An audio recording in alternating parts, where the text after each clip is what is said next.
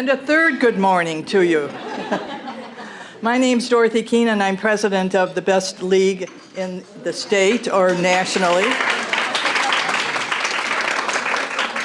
the League of Women Voters, Pasadena area, serving 13 cities.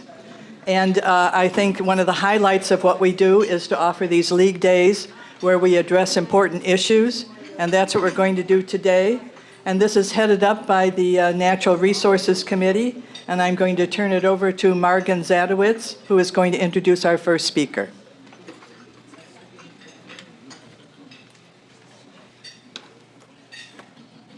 Thank you, Dorothy. I'm Margan Zadowitz, and on behalf of myself and my colleagues and my better half, Thad Zadowitz, and also Kathy Berlin, and the Natural Resources Committee, I want to welcome you to our NRC League Day. Our first speaker, it's my great honor to introduce to you, is John Odell. John Odell has a very impressive CV, which I have up here, and I'm not going to read it to you because it would take us a long time. But he hails from San Antonio, and he received a bachelor's degree with high honors from the University of Texas in Austin, and holds a master's degree and a PhD from the University of Wisconsin in Madison. He is currently the Professor Emeritus and former Director of the School of International Relations at the University of Southern California, and also a Senior Fellow for the Center for International Governance, Innovation from Waterloo, Ontario, Canada. He also is the author or co-author of 3 books and the co-editor of 3 others, and the author of many research articles and commentaries. But I think that we all know him as a League of Women Voters member, and we're very lucky to have him here. And I will say that it was wonderful dealing with him and asking him to do this. He was extremely enthusiastic about this. And so without any further ado, it's my honor to welcome John Odell.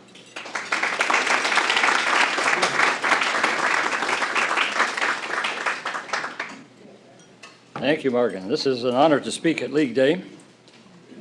We're ahead of schedule a little bit. So, does that mean I get to talk longer? No, okay. The point I want to end up with at the end today is going to be that actually we know what to do about climate change. The solutions are before us. It's actually relatively good news. But to get to that point, I'd like to organize my thoughts into 4 main points. Number 1, we do face not just a big and an important crisis, but an urgent crisis in climate change. 2, we do have remarkably attractive and practical remedies that we could adopt to make a big bite out of this problem. I'm going to be emphasizing a large-scale remedy, a new proposed U.S. law, and my colleague Matt is going to follow with a community-level solution. Third, as for the politics around climate policy, there is good news as well as bad news, which I imagine you've heard. And fourth, there are a lot of things we individuals can do to make this happen. So number 1, we do face an urgent problem. It is real. It is us, not just natural forces. It is now not just a problem coming in future decades. It's already breaking on us. And in fact, it's actually accelerating. This simple diagram summarizes the basic points of climate science. I'm not a climate scientist, and please disregard the boxes up there. The green represents the Earth, the silver, our atmosphere, the golden lines, the energy coming from the sun. And we see on the left-hand side, before the Industrial Revolution, that much of the sun's energy hits the Earth and bounces back into space. But some of it didn't bounce back. It was bounced back into our atmosphere. We now know that that's because we have a thin, invisible blanket of gases that trap heat. This is natural. They came to call this the greenhouse effect. And without this blanket and this greenhouse effect, there would not be any life on the planet. It would be much too cold, like Mars. The problem is that when our ancestors began to burn coal and then oil and gas to generate energy, they release carbon dioxide and other greenhouse gases, and we've then been adding excess carbon dioxide and other gases to the atmosphere. So we're throwing the energy balance of our planet out of balance.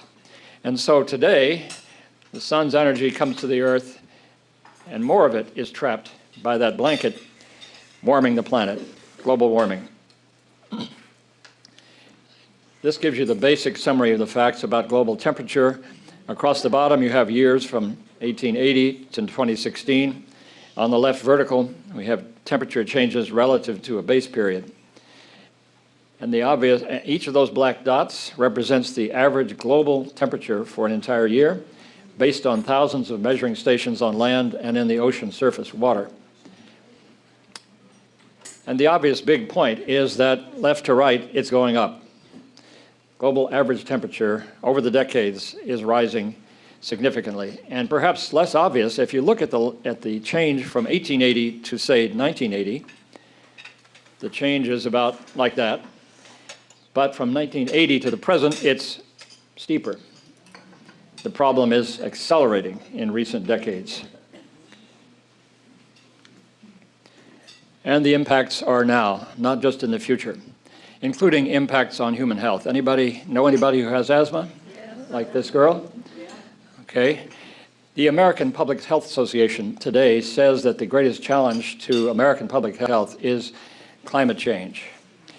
And the Centers for Disease Control have identified at least 8 complex pathways from climate change to health damage. For example, warmer temperatures are increasing the production of allergens, leading to more pulmonary problems.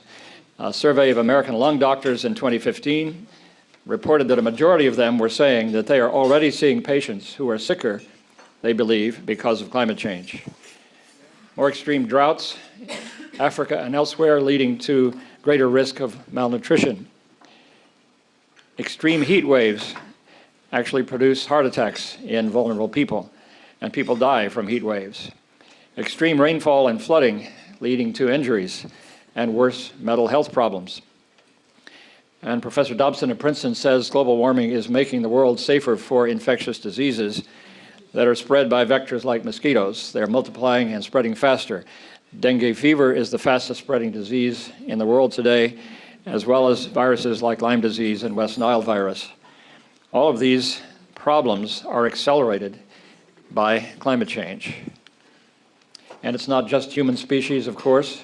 As the air temperature gets warmer in the mountains, insects that didn't used to live in higher altitudes are moving up, and bark beetles have destroyed 85,000 square miles of forest in the American West, and there's nothing they can do to stop it.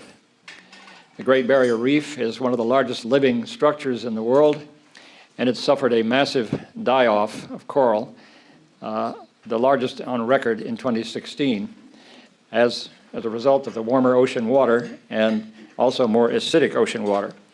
The National Audubon Society has produced a study in 2014 asking what's going to happen to the bird populations of North America.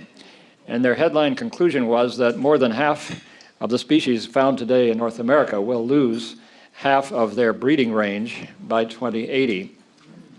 That doesn't mean they will all go extinct, but they say that there's greater risk of extinction for the bald eagle, the common loon, and the brown pelican, and others that we know and love. The world, we've already destroyed permanent features of our climate, of our world. On the left, you have a picture of the Muir Glacier in Alaska in 1941. On the right, the same place in 2004. Look at all the ice that used to be there that has run down into the oceans. The biggest worries about sea level increase come from Greenland and Antarctica, which have 90% of the frozen fresh water on the planet, and they're melting faster than climate models had predicted decades ago. So on top of Greenland, we now have these large blue melt pools, wrong button, melted water, and fast-running rivers, some of them fast-running water on top of the ice sheet, drop through the ice sheet and run into the ocean, and on the way down, they warm the ice a little bit so it accelerates the melting. And the blue water, of course, is darker than the bright ice, so the water absorbs more heat than before, so it accelerates the melting. Bigger pools, more absorption, faster melting. It's a vicious cycle. And we don't really have any data on how fast this could go. The oceans around Antarctica are warmer now, and the ice sheets that hang out over the water are cracking off faster than predicted. And they had been holding back the glaciers up above, and now the glaciers are moving down at faster than what we used to call glacial speed. So the sea level has been rising for the last century, and it's been rising faster than had been predicted by climate modelers. What does this mean for the future? One research institution has done a study projecting what will happen if global temperatures reach 2 degrees Celsius. Today, they're about 1 degree Celsius above pre-industrial levels. And then they forecast how much melting and sea level rise will result. And we have pictures here of Shanghai. I could show you the same pictures of San Francisco and San Diego and Santa Monica. City of 23 million people today. It's mostly flat. And according to these projections, on the right, once global temperatures reach 2 degrees Celsius, which is extremely likely, all the blue areas will be underwater. So much of this city will have to be abandoned. And if it reaches 4 degrees Celsius, almost the only parts of the city that are showing above the bay are those sand-colored, tan-colored spots on the picture right here. And of course, the government in Beijing understands this. They understand that China is highly vulnerable to climate change. Even Santa Monica, at 2 degrees Celsius, much of Santa Monica is flooded. The entire coast above the cliffs and inland at 2 degrees Celsius. And it's very unlikely we're going to be able to stop it at 2 degrees Celsius.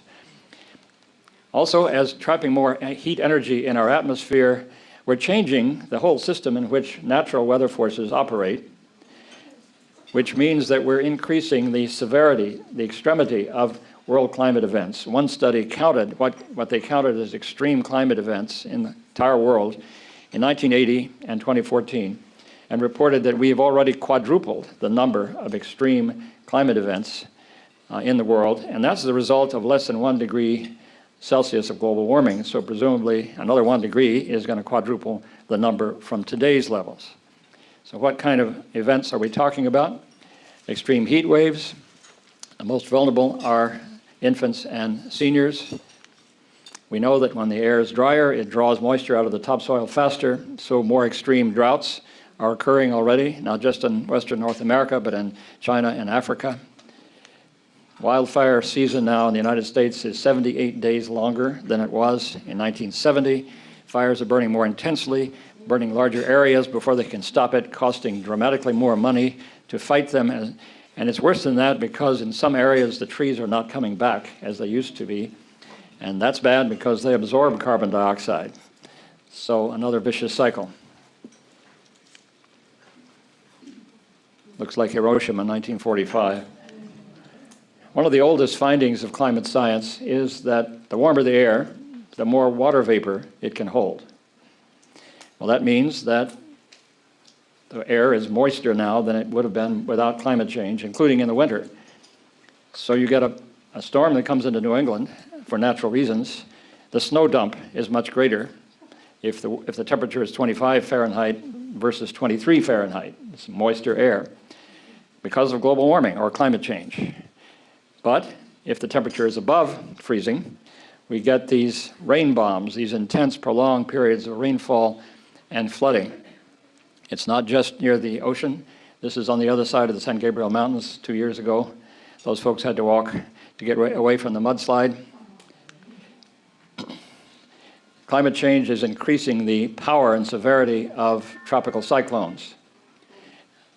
The fuel for hurricanes and typhoons has always been warm ocean water, and we're warming the oceans. So when the storm comes in across the Gulf of Mexico, it picks up more energy than before, global warming.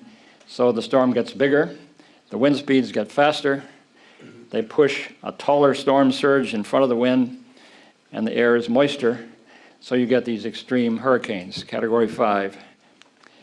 They call this one a superstorm because it got to be 900 miles across, almost a third the width of the United States. And the storm surge was tall and the sea level was higher than it used to be. And so Sandy did enormous property damage in New York and New Jersey. The next year, the most powerful typhoon ever recorded hit the Philippines 196 mile per hour winds at landfall. In 2016 came Matthew, then came 2017. While we were watching this coverage in Houston, on the other side of the globe, twice as many people were dying in this one small city in Bangladesh as monsoons far greater than normal led to landslides. And of course, these poor countries don't have the resources that we have to throw into rescue and recovery. People are on their own. And by the way, the greatest impacts, the negative impacts of climate change are concentrated in the tropical parts of the climate of the planet. But in Bangladesh, CO2 emissions per person are about half a ton in a year. In our country, CO2 emissions per person are over 16 tons per year. They talk about climate justice.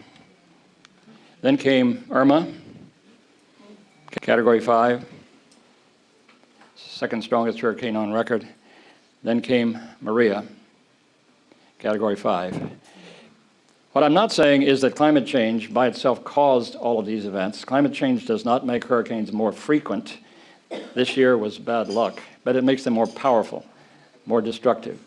Climate science has been telling us that as we trap more heat in the atmosphere and throw our balance out of balance, we're going to have more extreme events somewhere in the world at some time. And we've measured a quadrupling since 1980, and these are examples of that. So climate change is obviously more than an environmental issue. It's also, quote, the greatest economic challenge of the 21st century. And this is not a lefty green outfit. This is the Orthodox International Monetary Fund. They also tell us that 60% of the land in Africa that today supports corn will not support corn by the 2030s. California also faces increased economic risk to business, reported by this 2015 study. They document and forecast increased risks like lower productivity of labor and farms, greater property loss, and less water in California if we don't stop, if the world doesn't stop this warming. Consumer Reports says homeowners will pay the price for climate change. What does it say? It's too small for me to read. Homeowners will pay the price as insurance companies raise premiums, raise deductibles, and even stop writing policies in some areas. And finally, meanwhile, we are also worsening international security with our global warming. According to Admiral Locklear, who was the commander-in-chief of all U.S. forces in the Pacific, a reporter asked him in 2013, what is the greatest long-term threat to security in the Pacific? He did not say North Korea. He did not say China's relations with its neighbors. He said an upheaval related to climate change is the most likely thing that's going to upset the security balance. He said we're facing the real potential in the not-too-distant future of massive population movements because of sea level rise. The Navy is not in denial. They have all these bases at sea level. And they call it a threat multiplier. Climate change is a threat multiplier. It's making worse the threats we already have. And yet, world CO2 emissions are still rising. CO2 concentrations in the atmosphere keep on rising. Last year's figure was higher than ever in the last 650,000 years. The problem is not turning around. Okay, that was the bad news. Now some better news. We actually know what to do about this problem. We have attractive practical remedies. And I'm going to talk about one of them, a proposed federal law called the Carbon Fee and Dividend Plan. This plan comes from an organization called Citizens Climate Lobby. When I read this plan online, I was so blown away that I felt I had to join the organization. It has three parts. Number one, a carbon fee. Number two, a dividend. Number three, a border adjustment. Number one, the U.S. Treasury will collect a fee on the production and imports of coal, oil, and natural gas. The fee will be collected and calculated at the wellhead or the mine, the upstream end, in proportion to the amount of CO2 released when the fuel is burned, since the purpose is to discourage CO2 emissions. The fee will start low, too low to solve the problem, $15 per ton of CO2 in the first year, in order to give the economy time to plan investments. But it will rise every year by $10 to solve the problem. $25 per ton in the second year, $35 in the third year, $115 in the 10th year, indefinitely. Eventually, these producers will pass on higher prices to the people that buy the primary fuel and everything that's made with them. That's the idea. However, at the same time, the second part of the plan is a dividend. I keep hitting Margaret with my pointer in the back of her head here. That's Alexander Hamilton at the front of the U.S. Treasury out there. The second part of the plan is that the Treasury will send all the money to us, minus the administrative costs of this new program, in monthly dividends on an equal per capita basis. Fees will be collected from the fossil fuel producers and sent to us, equal per capita basis. You'll be free to do what you want with your dividend, and as the fee rises every year, the dividends will rise every year. And how much money are we talking about, Professor? Okay. Here's an illustration for a family of four. If this had gone into effect last year, and 2016 had been the first year, the first year's dividend would have been about $45 every month for every household in the country. In the 10th year, and this is after factoring out inflation, about $280 every month. And in the 20th year, almost $400 every month.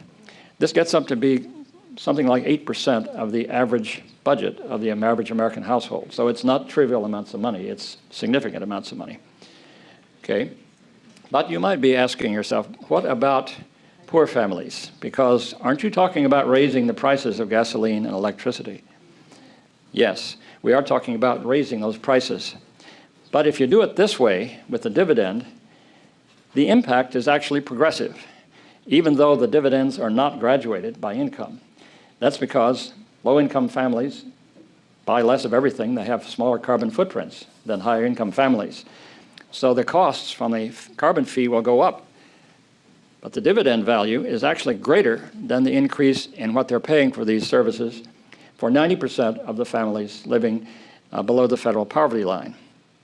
And for the top 40% in the income spectrum, our costs will go up greater than our dividends, but the difference, the cost to us, the loss, will be around 0.2% of those larger incomes.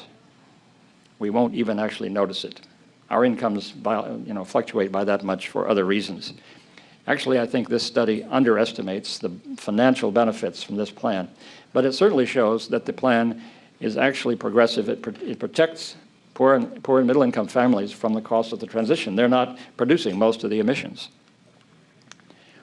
Looking at the country as a whole and the main national results, a private consulting firm produced these estimates comparing what would happen without passing the bill and then adding the law and what would happen. If we passed it, we would cut our CO2 emissions nationally by over half in the first 20 years. This is way more than would have been accomplished by President Obama's executive actions. He tried to get Congress to act, and they refused, so he took executive actions. But in addition, if they pass this, we will save over 200,000 premature deaths due to air pollution as a byproduct of getting away from coal and highly polluting energy. And if they do this, the actual U.S. economy will be larger a little bit. There will be more jobs in the United States on balance in the 20th year than if they don't pass it. There will be job losses in petroleum sector, very slow losses, but bigger job increases in other sectors because of this dividend. So really there is no economic argument for the country as a whole against carbon fee and dividend plan. It's remarkably attractive for health reasons and economic reasons. So even for someone who says, I don't believe any of this stuff about climate, I ask, what do you think about health? What do you think about more jobs for Americans? Is there any reason we shouldn't do this, even if we don't need to do it for climate reasons? Now, you might be asking yourself, why exactly will this work? What's under the hood here? So a couple of quick points to amplify about that. When we buy gasoline at the pump, we see a price. We pay that price for a gallon of gasoline, but it doesn't capture all the costs of burning the fuel. Some of the costs go out the tailpipe, But they come back to bite us through air pollution and carbon pollution and all these climate impacts. So the price is actually misleading us. The carbon fee will add a price on the carbon pollution. So now we'll see a higher price there, and it actually communicates to us what it really costs to burn the fuel. And as those prices go up, people will make decisions, companies will make decisions, millions of decisions every day to shift away from what is now the expensive option toward less expensive options to save money. So this plan will work because it harnesses the enormous financial power of the entire U.S. economy to change behavior, which will get us to that large-scale transformation we need. And I believe we will not get to that large-scale transformation if we don't have a price on carbon pollution to affect the demand side. Second, at the same time, these dividends will act as a stimulus to consumer spending. Most people will spend their dividends, and so they'll spend it and create more business and jobs in lots of retail sectors, in healthcare, in construction, in vehicle and furniture manufacturing, in entertainment and travel, education, finance, high technology. All those sectors will experience increased numbers of jobs because of this consumer spending. Now, if we did all of this domestically, we would eventually be raising the costs of U.S. producers in international trade, competing with foreign producers. And that would eventually lead people to start buying imports and lead the companies then to start exporting more jobs overseas to escape the higher costs. And we don't want to encourage imports and discriminate against U.S. business, and it wouldn't pass Congress in this form at all. So we need this third element of the plan, which is the border adjustment. The president would have the authority to impose an extra duty on imports coming from countries that lack a similar price on carbon at home. The duty would be no higher than the extra costs imposed on U.S. producers at home. It would not be discriminatory, therefore it would not be protectionist, and it could be consistent with the rules of the WTO, the World Trade Organization. But it would keep the competitive relationship the same. People could still import, they could still export, but at the same competitive position. When I first saw this plan, what really struck me was its political genius. It is designed to appeal to the political values of conservatives and progressives at the same time, if you can believe it. I know, it's hard, but consider this. Conservatives say, they hear climate change, they think Al Gore, big government. I'm opposed to that. Okay, this is not big government. There are no increases in regulations, no increases in subsidies, no increases in government spending. If you're concerned about that, the government doesn't keep the money. Once this carbon fee is written into law and everybody can see it coming, it's up to the market and competition between companies and technologies to determine who wins in the transition away from carbon. The carbon fee and the dividend are simple, transparent, easy to audit, difficult to rig with lobbying after the Congress passes the law, and so forth, some of the objections conservatives have made to other legislation. At the same time, progressives can support this because unlike California's cap and trade, which does not have a dividend, this measure protects low and middle income households from the cost of the transition. It also has a better chance of passing Congress, where it will need to get Republican votes to pass, than greater regulation or cap and trade, which has failed twice, in my opinion. And so it will achieve greater abatement than any other plan on the horizon that I know about. And on top of all that, this plan is more sustainable politically than anything I have read about. That is, once it's enacted and the prices start going up, somebody is going to run for office and say, vote for me, and I will end that tax that's raising your gasoline prices. But if we do it this way, somebody else is going to stand up and say, that guy wants to take away that dividend you're getting every month. Is that what you want? No. People will identify the carbon dividend with the carbon fee. It'll create a constituency like Social Security politically, people who vote to keep it in place. And I think if they give the revenue away through tax cuts, it will not generate that same kind of consistency because they will not be as visible to most voters. So that was the plan, the carbon fee and dividend plan, and why I think it's attractive. I'd like to know your reactions. Third, what is the state of politics about climate policy federally today? Well, there is actually good news, as well as the bad news, which I believe you probably heard. Quickly, for years, health professional organizations have been saying, We got to do something to save ourselves from the climate change impacts on our health. Virtually every religious organization in the country has been saying for years, this is a moral question, they say. It's our obligation to protect God's creation, including our fellow human beings in Bangladesh and elsewhere. It's wrong what we're doing. Markets are also starting to change. Investors are starting to worry. Research has shown, and they are aware of it, that if you look only at the world oil reserves that we now have today, we have 4 times to 7 times as much as we can afford to burn without frying the planet. Well, people then think, well, wait a minute, if that stuff has to stay in the ground, it's worthless. The stock of Exxon and BP depends on the value of those assets in the ground. What happens to those stock prices? What happens to the mutual funds, the pension funds, the banks, the insurance companies that own these stocks? Are we looking at another bubble? The governor of the Bank of England gave an arresting speech at Lloyd's of London 2 years ago in which he warned the whole British financial system better look around and see if we're looking at a financial risk from the value of the stocks of BP and Royal Dutch Shell and around the world. And so some investors are starting to demand more information from the companies they own about the risks. What happens if this stuff is kept in the ground? Anybody here a member of CalPERS? Okay, CalPERS is a leader on many things, including this one.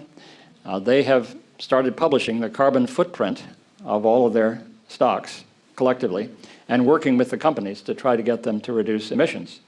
For example, this year, they sponsored a resolution at the annual meeting of Occidental Petroleum demanding that the management start disclosing the risks to its business from climate action that might keep the stuff in the ground. Management opposed this resolution, and it's always failed in the past.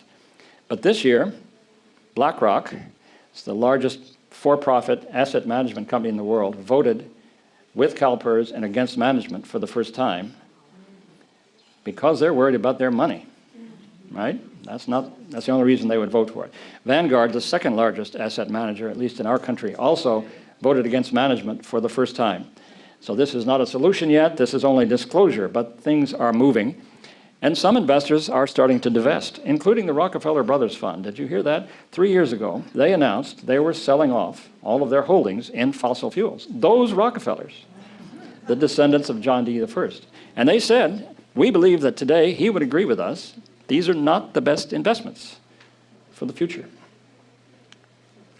Well, when investors start asking questions, boards of directors have to start listening and providing answers.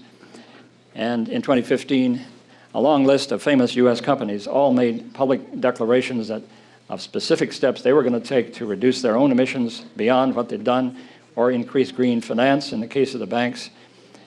And they called for a strong Paris Agreement. Notice that includes Walmart, a famously conservative company. They've been putting solar panels on a lot of those roofs for over a decade. Also, Republican and conservative voices have been speaking out. These are 4 Republican former directors of the EPA who said in 2013, the United States must move now on substantive steps to curb climate change at home and internationally. There is no longer any credible scientific debate about the basic facts. These are Republicans. Some Republican donors have also started putting tens of millions of dollars of their own money into promoting a change in the Republican Party on climate policy. The guy on the right has financed an institute at Columbia University which has been defending the EPA. At the end of that year, the world did reach a new milestone in the global governance of climate with the Paris Climate Agreement. It is a big improvement. And under this agreement, every country in the world, China, the United States, developing countries, Iran, Russia, all made pledges to do something to fight climate change starting in the 2020s. They pledged also to improve their pledges every 5 years in the future and to collectively review how we're doing every 5 years in the future. Unfortunately, the initial pledges they all made, while they would help, are not sufficient to meet even their own target. Their own goal, they say, is to stop global warming at well below 2 degrees Celsius. But according to this research, they're not anywhere close to that. This study looked at projected global emissions from 2000 to 2100, assuming first in the orange line, no new pledges, no new action, business as usual, would end up with 4.2 degrees Celsius by the end of the century. And you remember what Shanghai looked like at 4 degrees Celsius? Ultra catastrophe. If the pledges are all implemented that they initially made, 3.4 degrees Celsius, still catastrophic, far above 2 degrees of global warming, which was their target. Two months later, though, some other good news. Citizens Climate Lobby had the idea of encouraging members of the House to form a bipartisan caucus of members concerned about climate. And they talked two Republican members, two Florida members, one Democrat and one Republican, to launching what they call the Climate Solutions Caucus. They had 16 members last year. They met 3 times. They were constructive, polite discussions like they used to have about common problem. Also, in 2015, 21 children in the United States filed a lawsuit against the U.S. government. This guy in the top center, lives on a barrier island off the Florida coast. This guy lives in Kauai. This guy lives in Fairbanks, and they fear that climate change is going to destroy their homes. They allege that the United States government has been encouraging and permitting the burning of fossil fuels for 5 decades while it knew, and they can show that it knew, that it was harmful. And they allege that the U.S. government, therefore, has been violating their rights under the Fifth Amendment to life, liberty, and property without due process of law. Their lawsuit calls on the courts to order the President and the Congress to come up with a solution that will thin the blanket back down to 350 parts per million. U.S. District Judge Ann Aiken in Eugene, Oregon, ruled on the 10th of November last year that the courts should take up this issue. It was not just a matter for the elected branches. She rejected objections from the Obama administration and the fossil fuel industry to throw out the suit, and she ordered it to go to trial. And they're preparing for trial starting next February. Now, if it gets to the Supreme Court, of course, originalists will say, there's nothing in the Constitution about climate change. You're making this up. The lawyers for the kids will respond, it's true those words are not in the Constitution, but also the Constitution doesn't establish a right to privacy. It doesn't establish a right for gays and lesbians to marry. But the U.S. Supreme Court, including the Roberts Court 2 years ago, did find those rights in those words, the same words in the Fifth Amendment. So yes, we are recommending the court should create a new right, but there's precedent for doing that, and it's important enough to do it. So the kids have got to first base. Let's see what they get. Now, this was 2 days after the election, and you might have missed the news. We had an election, and I have to say I never expected that the leaders of my country would be a collection of people who deny science, but I'm afraid that is the fact. All of these names up here are people who deny climate science, including the chairs of the Senate and House science committees, and including the nominee to be the director of NASA, who is not confirmed yet. And of course, it looks like, from the evidence so far, that they are working hard to implement Donald Trump's promises to reverse all the climate actions taken by the previous administration. They're loosening regulations on the oil and gas industry, on the auto companies.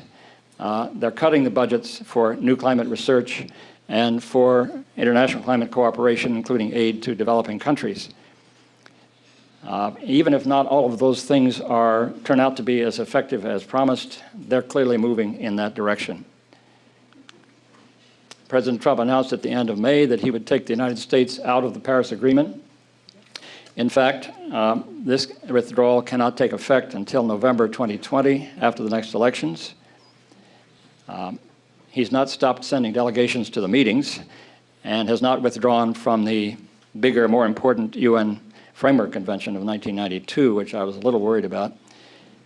Still, seeing the contempt that Washington is showing toward climate action, I fear that it's likely that other countries will be dragging their feet about implementing their pledges as a result. Because in all those countries, there's opposition. And the opposition is going to say, why should we clean up the atmosphere if the Americans are going to pollute it right behind us? Many developing countries, 100 of them or so, made their pledges in the Paris Agreement conditional on receiving financial and technical assistance. So if they don't get it, I'm worried about that. Meanwhile, however, back home, the House Climate Solutions Caucus is now 60 members. It was 16 at the beginning of January. Now 60 members, 30 Republicans and 30 Democrats. In red up there are the members who are in Southern California, now including Ed Royce, Steve Knight in Santa Clarita, Mimi Walters in Orange County, Alan Lowenthal in Long Beach. And more important, they have actually started voting together in public.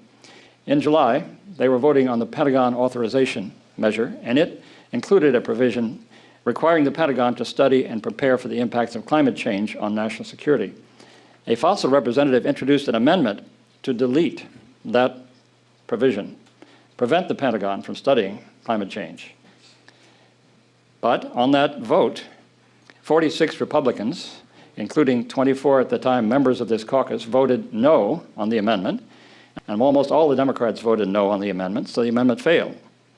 There was a majority in the House for at least studying the impact of climate on national security. It's not a remedy yet, but this is progress. We're moving toward in the right direction in this sense.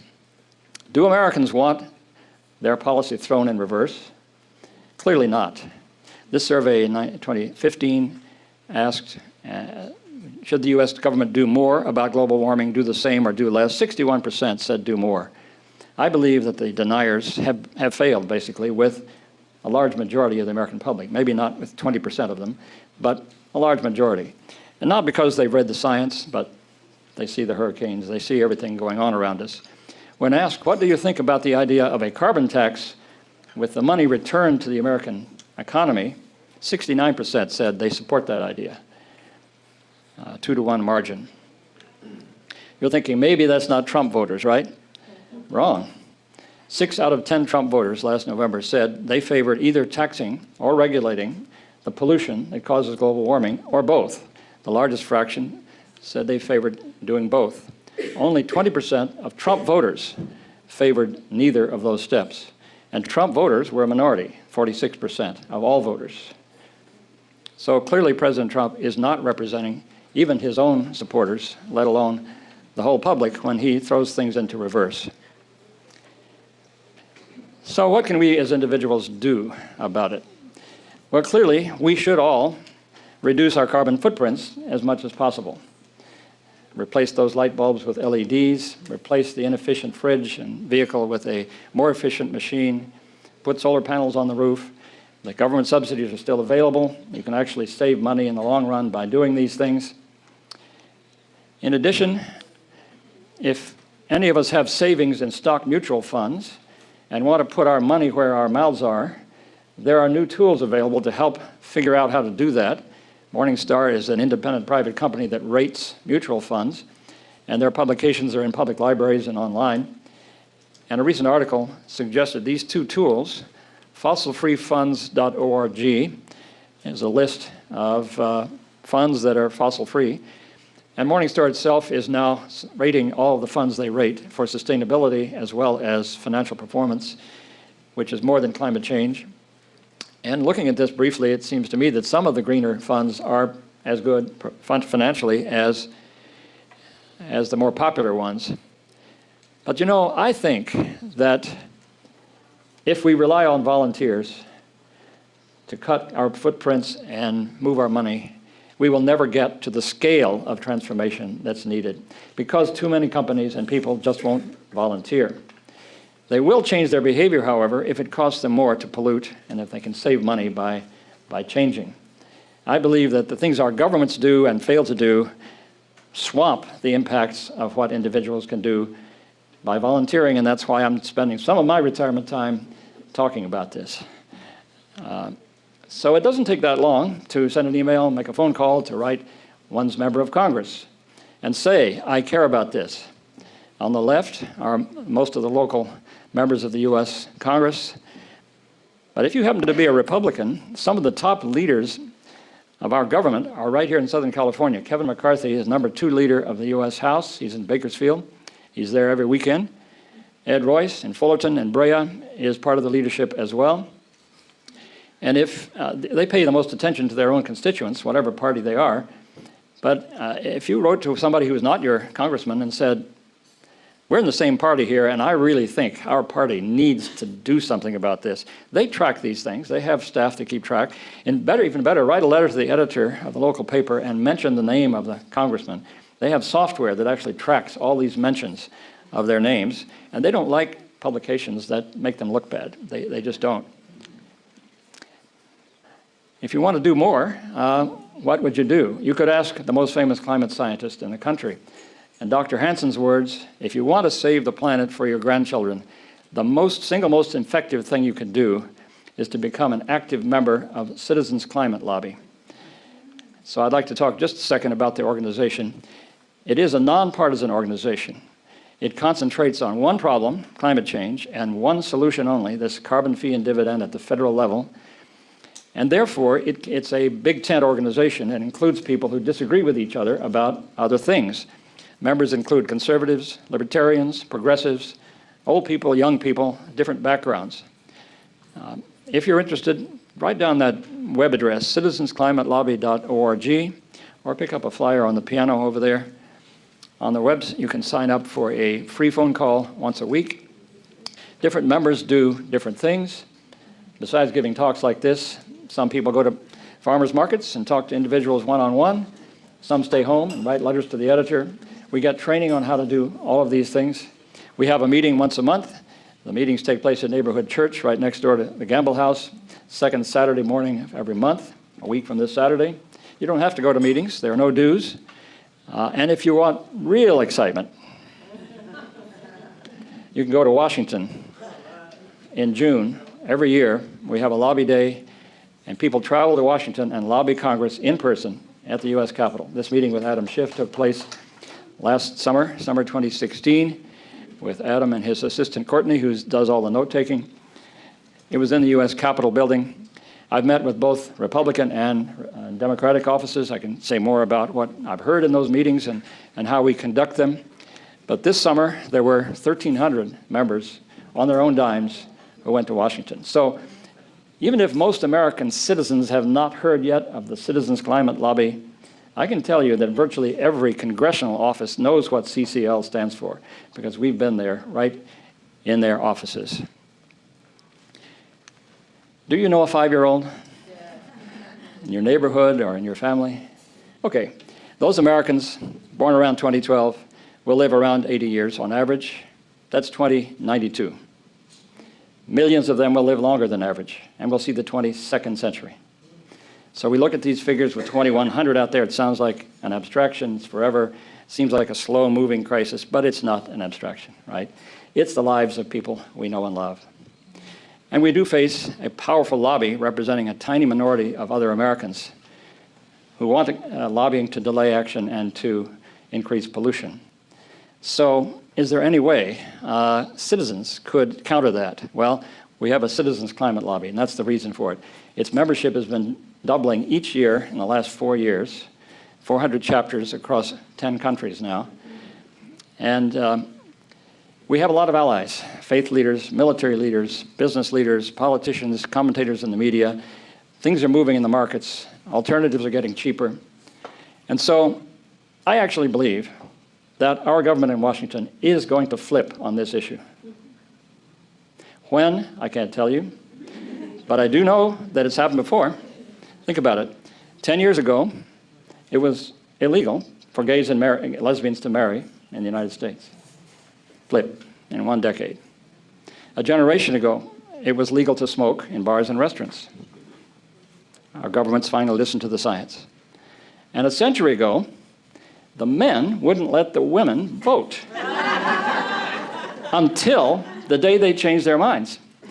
And what happened before all 3 of those major transformations is that millions of people like us spoke up over and over again. And I believe that if enough Americans speak up and say we need a solution to climate change, all of us, Republicans, Independents, Democrats, our governments will listen too. So please help, and thank you for listening.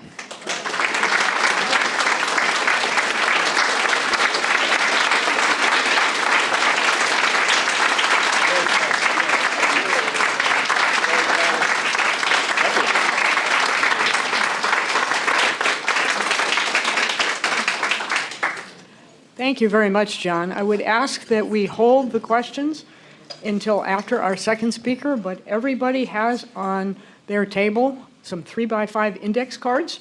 So before you forget that really important question that you wanted to ask John, write it down. And at the end, when we're finished, we'll collect all the cards. Well, thank you very much, and thanks for inviting me today to talk to you about how you can deal with some of the issues that the doctor alluded to earlier at a local level. So what we're going to talk about today is the Los Angeles Community Choice Energy Program that's eligibility for joining LACCE is available to some 86 cities in the county who are not served by publicly owned utilities like the city of Pasadena. Only those cities that are served by Southern California Edison. Now, the law enacting community choice aggregation in California was passed about 10 years ago. It really has not taken root until recently in Southern California, but is going very big, and I'll show you in a minute, in Northern California. But how it works is the business model for the investor-owned utilities will change with the advent of community choice aggregation. Right now, if you look at the blue boxes on the left, there are three key elements to delivering energy in California for the investor-owned utilities. The first one is the provision of the energy. They go out and buy the energy in the market. Then they take it through. The middle box is their transmission and distribution system for delivery to the customers. And then the third part is the billing and reconciliation after that, sort of what we call the back office operations. For community choice aggregation, only the top box changes. There's no duplication of their facilities. There's no duplication of their billing system. In fact, the CCAs pay them to do their billing for them because they're already set up to do that. And they pay for the transportation of the energy. They're becoming what some people call a wires company, a wires model, so that currently they buy energy in the market and sell it to the customers, and they really don't make a profit on that transaction. In fact, they're prohibited from making a profit. So this new model really doesn't impact their shareholders. They make their money by making investments in physical facilities, earning a return on that investment for the shareholders. Since the energy transaction is really just energy and not physical facilities, there is no profit, so that function being taken over by the CCAs does not affect their profitability. Now, currently there are 6 community choice aggregators. There's 2 elements here. One is a community choice aggregation concept. The city decides it's going to be the energy provider for all the citizens within their jurisdiction. Then for economies of scale, those cities go together and form what is called a joint action agency, so that they get economies of scale. Staffing costs get spread over more people, et cetera. You don't have a lot of duplication. In Northern California, there are about 6 large JPAs composed of over 100 cities up north, most of them small, 100 cities up north who are CCAs and belong to those JPAs. The oldest is Marin, which is across the bay from San Francisco, and it's about 10 years old. The most recent ones here in California are really LACCE, the entity I provide, and we're going to start deliveries in January.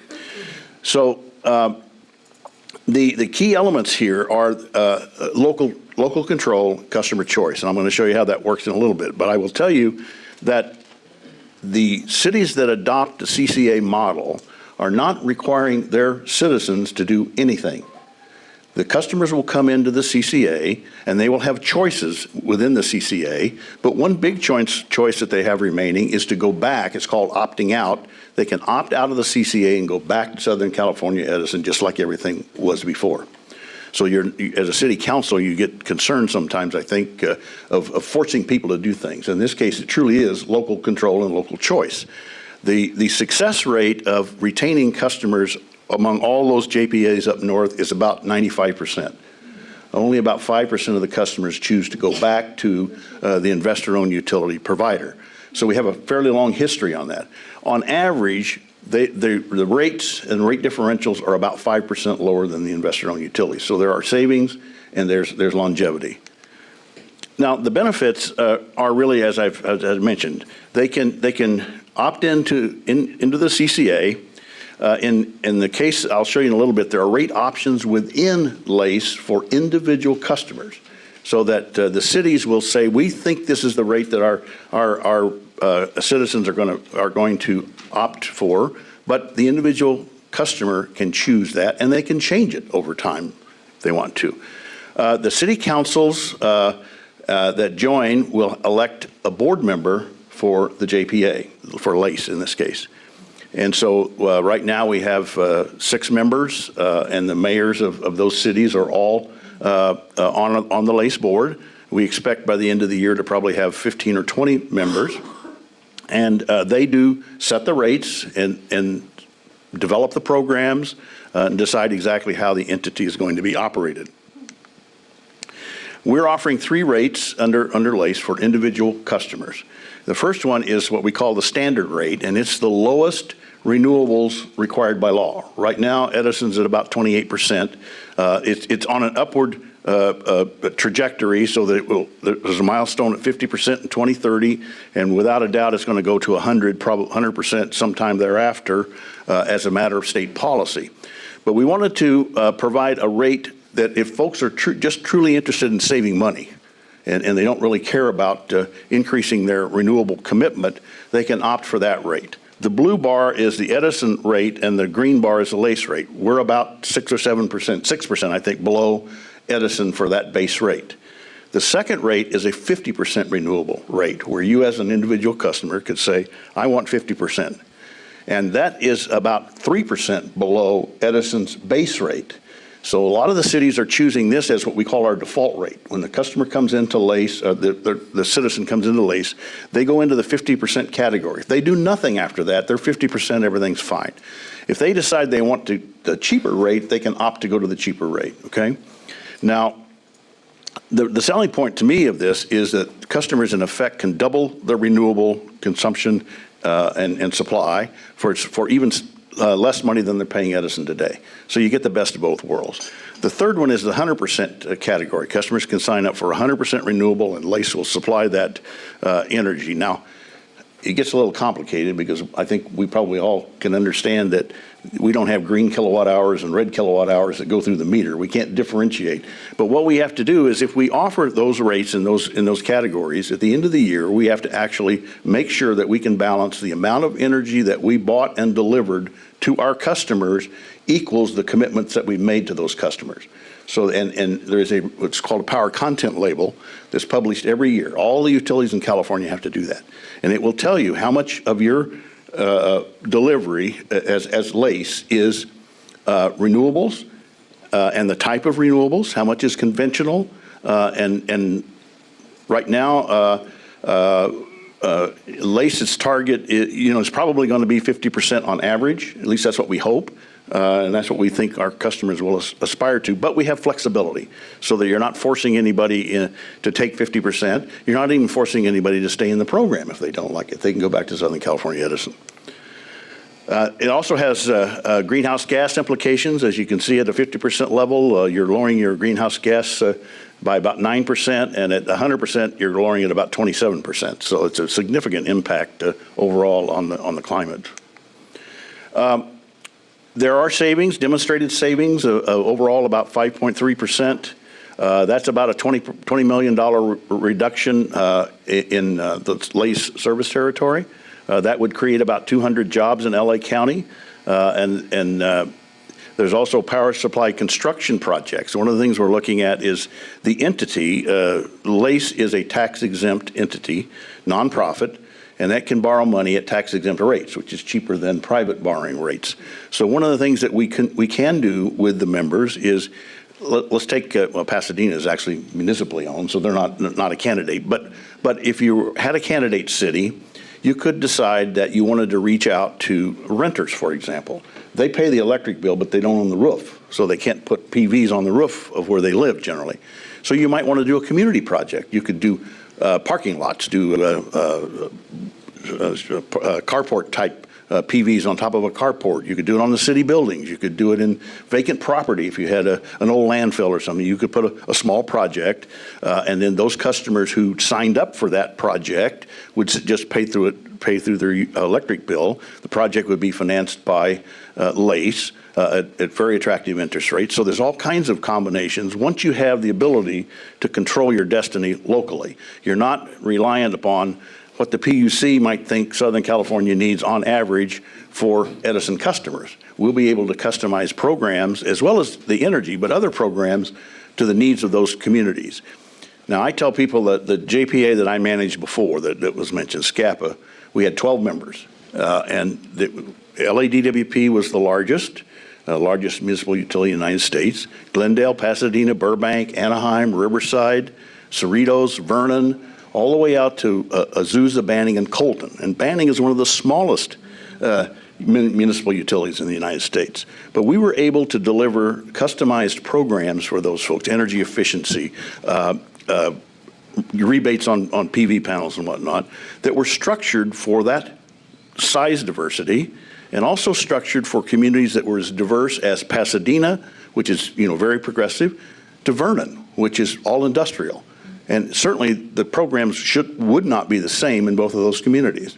So by having local control and local design and local delivery of those programs, you can offer that kind of customization. And we think that's very, very important. And the board, which are elected officials from all the members, decide what those are going to be. So we think that's a big plus over what you have today.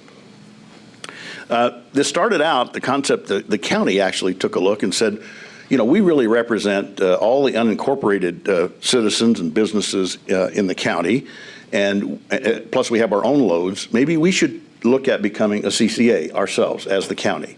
So about a year and a half ago, they did a feasibility study.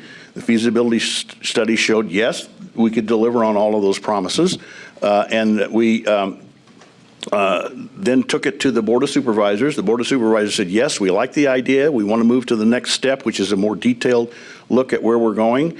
And we want to offer participation through a JPA to all the cities that are eligible in the county to get the economies of scale. What about unincorporated areas? The county represents the unincorporated areas. Yeah. So when the county comes in, they come in. And then the cities come in on an individual basis into this joint action agency so that you get economies of scale and representing more customers and more and can capture a lot of savings.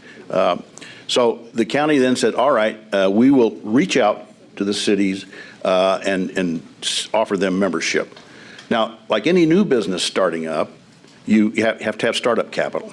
And this entity is a paper entity to start with. It doesn't have any revenues, and so how are you going to go borrow money as a startup if you don't have any revenues? So the county gave LACCE a $10 million tax-free loan for startup. And that will take us through the first year of operation. The county is going to, the LACCE is going to phase in the service to customers starting in January, 3 months from now. We're going to start with phase one, which is the county-owned facilities only. The county buildings, pumping stations, whatever they happen to have. For the main reason is that Edison billing system can't accommodate millions or hundreds of thousands of customers. We will actually contract with Edison to provide the billing for LACCE. We're not going to duplicate that system. We're going to pay them for that service, which is what all CCAs do.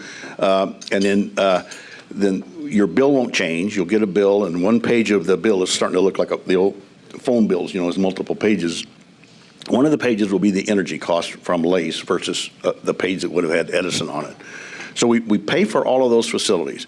And the thought was that it allows them to integrate our customers into their system, number one. And number two, if there's a billing problem, it only affects the county. We don't want to have a whole bunch of customers out there, and the first bat out of the box, you have a glitch in your billing system that's probably going to convince people they ought to get out, and we don't want to take that chance. So phase one starts in January. I think I actually have a slide on that here in a little bit. Yeah. I went through this very quickly. So then after you get phase one, after we get phase one up and running, June of next year, 6 months later, we will allow the cities and the balance of the county loads in the commercial and industrial area to receive service. That's about 10 times the size of the beginning phase one. Then 6 months after that, roughly a year from now, we will actually start serving all of the remaining customers, primarily the residential customers of all the rest of the members. Phase 3 is about 10 times the size of Phase 2. We'll end up with about 280,000 customers or so. So it's a pretty big operation. Revenues will be around $250 million a year. So what we're doing now, and you can see these. This will be available to all of you, so I'm not going to go through all of it in the interest of time, but it emphasizes that when you have local control, you can use that power to promote economic development, to promote jobs, to reach the disadvantaged parts of the community, because you're going to control the delivery of what kind of programs you're going to offer through LACCE. And so LACCE has the staff and will have contracts with vendors and things like that to provide those services. The cost for the cities to join LACCE, at least until the end of the year, is zero. They can join, and LACCE will do all the work to get them up and running. We picked the end of the year for that because we want to, first of all, encourage customers to come in early, because part of the program design for LACCE was that there are a lot of the policy issues that were left for the board to decide. The reason for that is some of the CCAs you saw before in the JPAs had the full complement of membership, and then they became a JPA. We're sort of building it as we go. We started with 2 members, and now we've grown to 7, and we thought it was not fair for that small group of people to make the policy decisions for the larger group that is ultimately going to be there. So we want to encourage people to come in early. One of the decisions, for example, that needs to be made is when LACCE was created, there was a provision for a citizen advisory committee. And that's really about all it says. It says there will be a citizen advisory committee to advise the board. So what's left to be done is for the board to figure out who's eligible, how do the members get selected, what topics are they going to discuss and get referred to them. And that's a very important decision in terms of how you get the grassroots input going forward, but it didn't seem fair for the small, 3 or 4 or 5 members to make that decision. So that's one of the things in January, when we probably have 20 members, we'll start dealing with those kinds of policy issues. So that's an encouragement for folks today to join so they can be a part of that decision. That doesn't mean a city can't join after January, but they lose some of the opportunity to participate in the policy decisions, number one. And number two, there may be a cost. The board could decide that LACCE is taking on obligations that other members are paying now. Somebody comes in later, maybe there's a buy-in fee of some kind to make everybody whole. That's their decision. I don't know what they're going to do, but we can't guarantee it's going to be free. After that, it might be, but we can't guarantee that. I think there's the 3 rates, as you can see. And once the customer opts in, if the customer comes in and doesn't exercise the opt-out provision initially, they will get 2 notices before service begins, and then they get 2 notices after service begins that they have a decision they can make. So it's not a secret, it's not anything. But if they do nothing, or even if they decide to stay in at that point, 2 months, 3 months, 4 months down the road, if they decide, the individual customers decide, I don't like this anymore, I'm going to go back to Edison. They can do that. The only fee will be the cost of processing them out of our billing system back into Edison's, which we anticipate is going to be under $5. So it's not a big economic hit for them to do that. There's the notifications. There's the phase in rollout. We are in the process of trying to make presentations to about 85 cities. Right now we've had about 70 presentations, and there's only really two of us doing it. So we've been all over the county talking to city councils, all the way from Calabasas to Claremont to Lancaster to the South Bay cities. I tell people in my next life, I'm going to design city council chambers, because I've seen enough of them that I can tell you the good, the bad, and the ugly. And so I'll have a whole new career in front of me when I get through. But it takes a lot of sitting for long periods of time through some rather boring council meetings to get that kind of experience. And yeah. But we have a lot of endorsements. We'd like for you all to embrace our concept. One of our asks today is going to be for you to go back and spread the word. And I'll get into that more a little bit later. In fact, let's get into it now. First of all, if you're in a community, we have three cities, I believe, that are in your service area or area of influence, and that's, well, yeah. can't tell a player without a program anymore. But right now we have Arcadia, who's in. I'm sorry, we have Alhambra, we have South Pasadena, we have Sierra Madre, and who else? I guess that's it. We've made presentations to Arcadia, La Cañada, Flint Ridge, Monrovia, San Gabriel. No, we're going. Those are the ones you have not. We have not. These are the ones we need help. What we need is an invitation. Usually I start out by going and talking to the mayor or city manager or someone like that to explain the concept and see if it's appropriate or something they might be interested in. And then we get invited to a city council meeting and we come and make a presentation like this. And if they choose to proceed, then you have to adopt an ordinance, and then on 2 readings, and then you'd become a member. You would appoint your member of the board. I guess we've gone to the San Gabriel Valley COG, which is a little farther out. In fact, I think Pasadena's in that COG, and some of your members probably are as well. We've made presentations to them and actually their board of directors. When we first started, interestingly enough, they weren't all that sure that they liked this concept, and they said, well, even if we like it, maybe we should do it rather than the county. And after meeting with them and talking to them, they decided that they liked the concept, and about 2 months ago, their board voted to endorse and recommend to their members that if they consider joining our program. So you have that as a backup in terms of sort of the good housekeeping seal. And we are working with other COGs, so I would hope that you would go back and at least you have my contact information. Give us a call, and we'd be more than happy to come out and spread the word and do it quickly if you want to get in early. The second thing you can do is there are attacks on this concept that are going to be taking place and have taken place in Sacramento. In the legislature in particular, last year there was a movement actually to freeze the development and entry of folks into the LACCE program or the CCA programs in general. The theory is that we're growing too fast. Certainly with LACCE coming in, it could have a tremendous impact. The Public Utilities Commission staff estimates that by the end of this year, 25% of all the previously served investor-owned utility customers will be served by a CCA and a JPA. Wow. 25%. By the mid-20s, 2025, it'll be over 70%. So they're getting nervous about this thing. Certainly in Southern California, it was dormant for the last 10 years, so there was really nothing to worry about. But now that the concept is here and is happening, and we're recruiting members every day, they've now become concerned about what kind of an impact it will have. They can't totally embrace, I don't believe, the concept that they're going to have a new wires model rather than an integrated system model. So we expect that effort to come back in January, and we certainly would hope the league would take a look at that. We'd be happy to come as we get our positions prepared to come back and talk to you about that, to preserve the opportunity to create CCAs and have customer choice. Certainly a freeze would be very detrimental to our efforts because it would cap our membership size, and you would lose economies of scale that you might gain after that. So we can use that. There's another concept that's actually in the PUC, and you can understand the concept that over time, renewable energy prices in California have come down.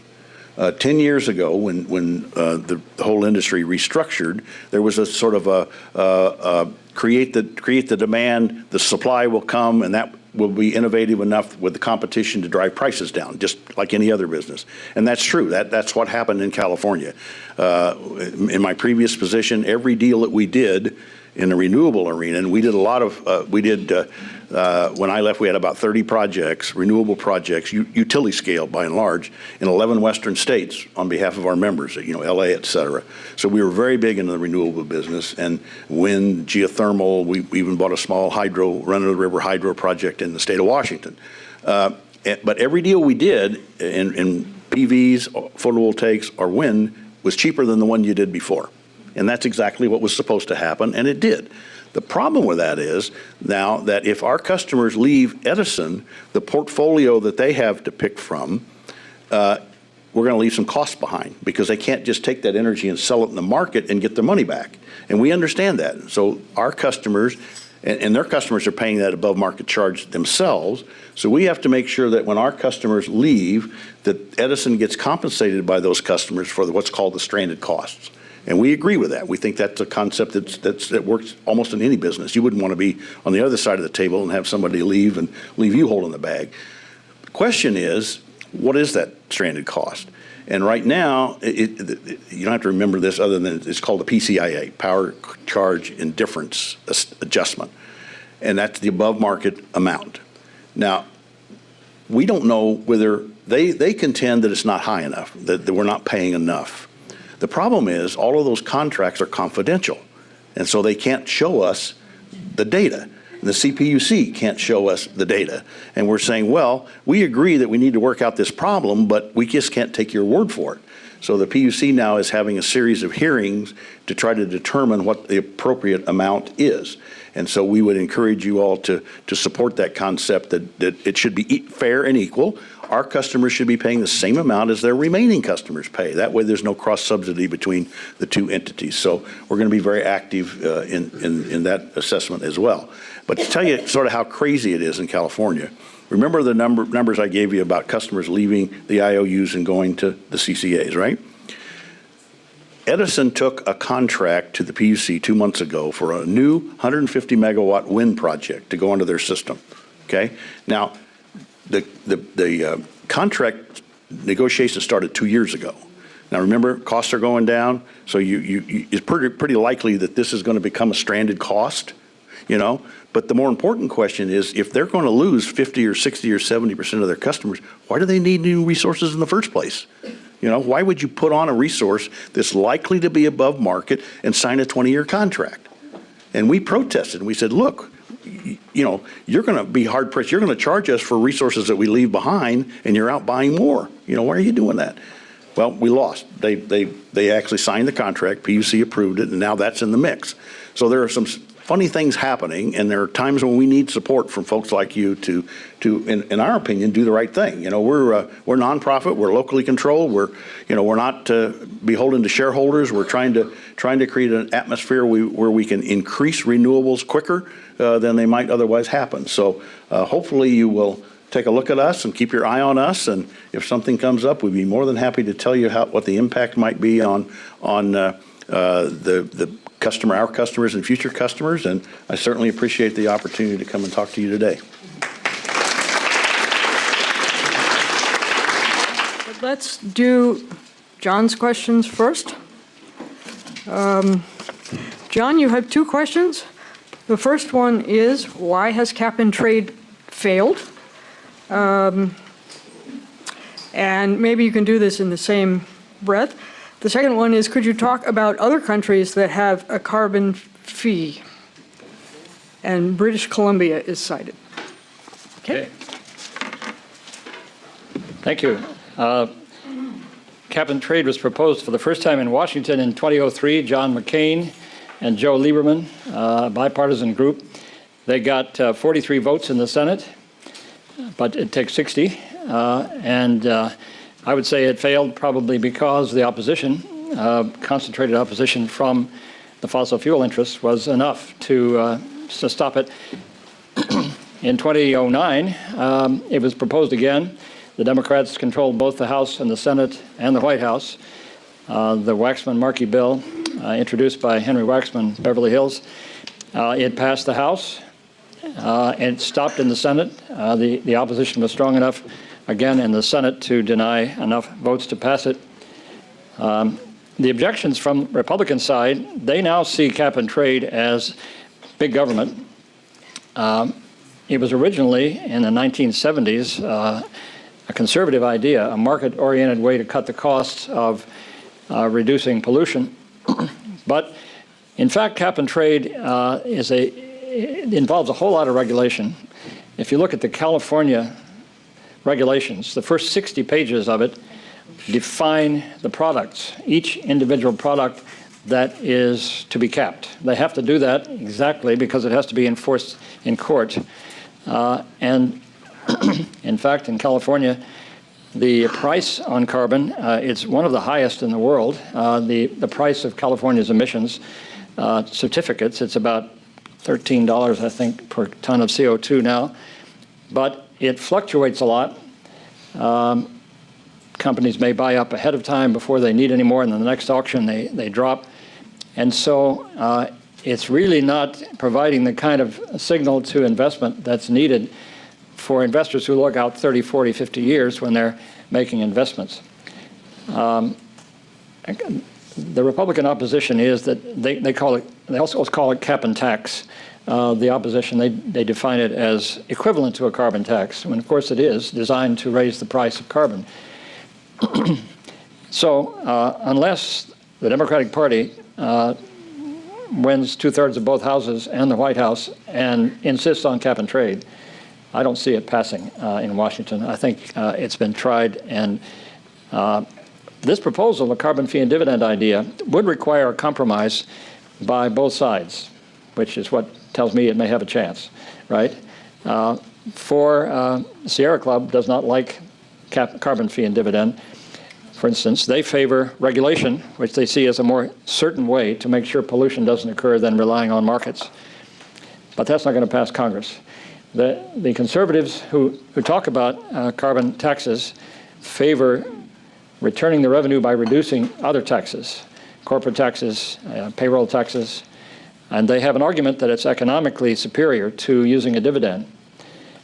But in my opinion, that ain't going to pass Congress either, because Democrats are going to say, you want us to accept a market solution and a tax cut, which is your, heaven on earth? No, we're not going to do that, so it'll fail. So they're going to have to accept a compromise as well.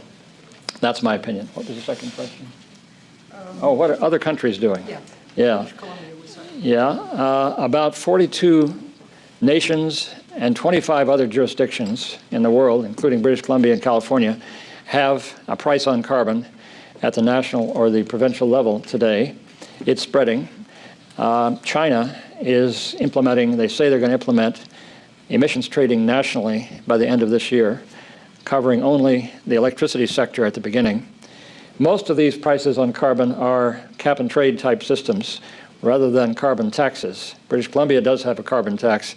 Several of the European countries have had carbon taxes for many years. The Scandinavian countries, France has one.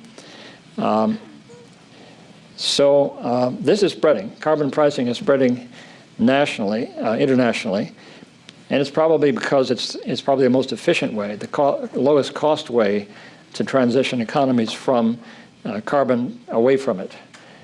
The United States is way behind at the national level, and state level measures are being taken now, and a number of states, 12, 13 of them have signed a letter, we are still in the Paris Agreement, and several hundred mayors have signed this letter.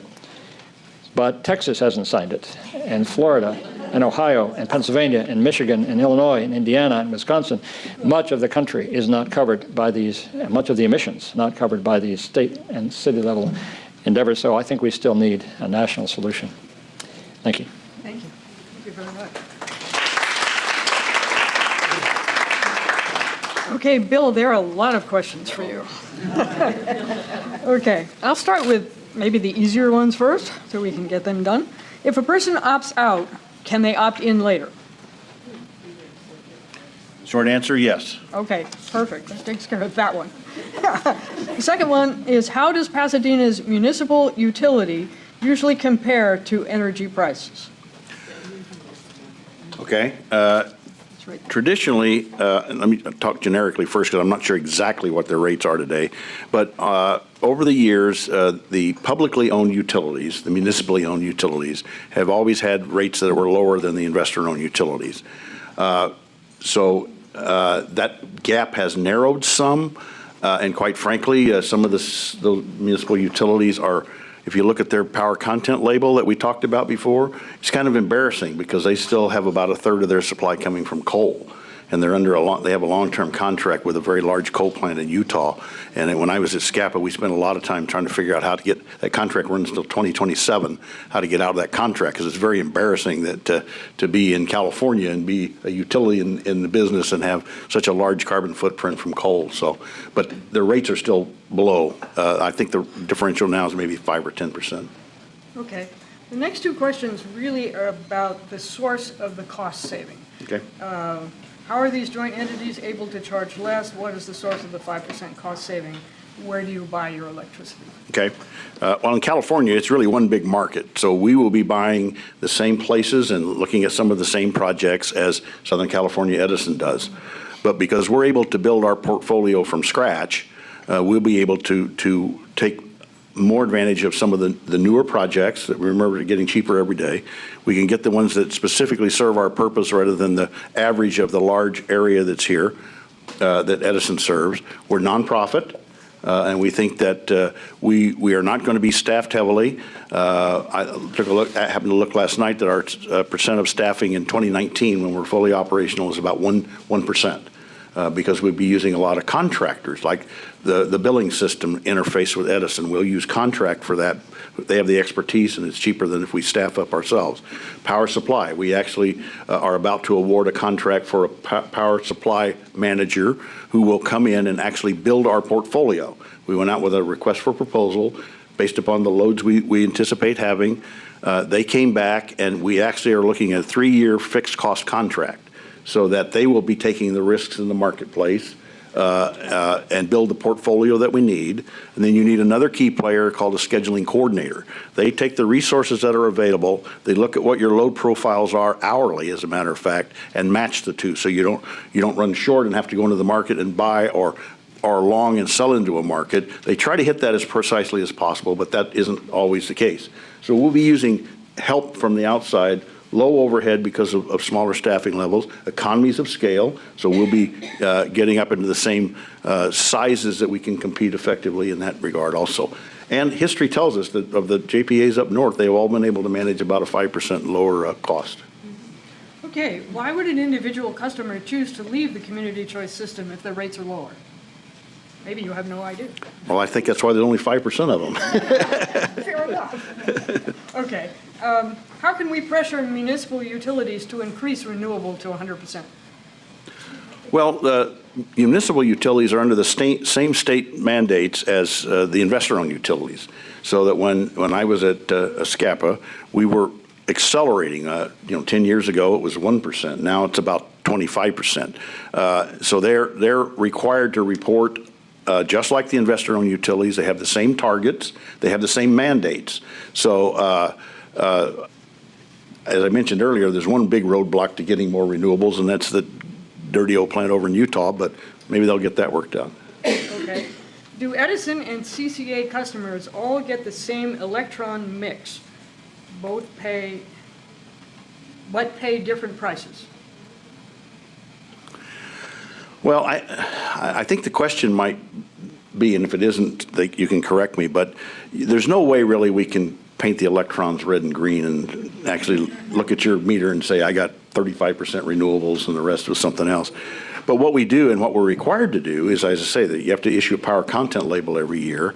And as LACCE, we will take a look at how many customers are at 28%, how many are at 50%, how many are at 100. We can add that up. We say, well, the mix should then contain this.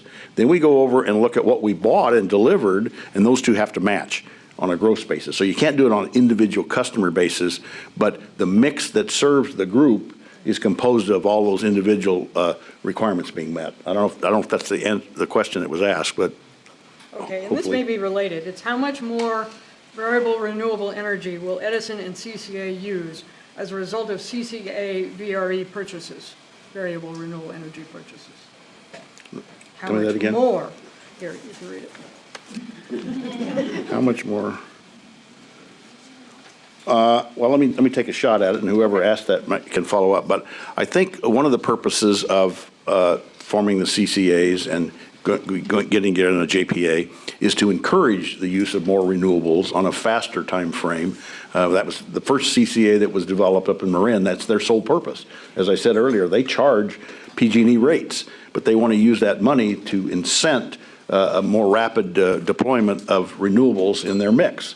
So I think that's certainly one of the reasons, and I think the primary reason that CCAs are developing in the first place. So by implication, I guess you could say it's to speed up the use of renewables quicker than the state law mandates. Okay. I think those are all the questions. Thank you. Thank you very much.